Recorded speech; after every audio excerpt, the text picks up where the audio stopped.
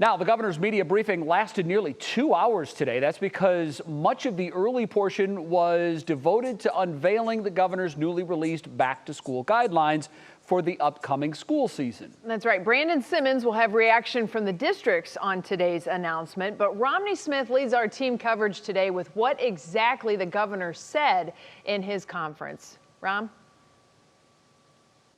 Hey there, Betsy. Bottom line, Governor DeWine wants kids to go back to school physically. The state agreeing with the American Academy of Pediatrics that that's the best learning environment for students at this time. But going back to school also means keeping staff and kids safe. So the state issued 5 guidelines today. Here they are. First up, schools must visually assess symptoms, and that can include taking temperatures. Second, there must be ample time for everyone to wash and sanitize their hands throughout the day. Third, schools have to keep all surfaces clean. Fourth, they have to practice social distancing. And finally, the state is recommending all staff members wear masks and students 3rd grade and up to wear some kind of face covering. Governor DeWine says being in the classroom is just simply the best place to learn. That no matter how hard everyone tried, and they did a good job with very little notice, to educate children outside the classroom without being in a physical building. Some kids, because of their circumstances, their inability to get the internet, whatever, did not get exactly what they should have been getting. There are more than 600 school systems in the state of Ohio, and that doesn't include private schools. Each will now be tasked with developing their own reopening plan based on those 5 guidelines.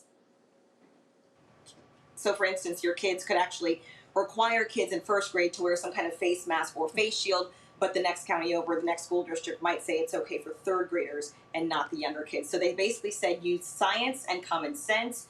And by the way, Governor DeWine says he is working with the General Assembly to get some money to school systems to help offset some of these expenses. Betsy? Well, there is definitely a lot of decision making that has already been taking place. I know a lot of districts have, plan A, B, and C, and there's various contingencies on each. So they'll be sorting through that. You have to wait to hear from your school district for the final plan, and those probably won't be coming out for another couple of weeks. All right, Romney, so the governor's recommendation, is it different from the American Academy of Pediatrics? Because it kind of sounds somewhat similar.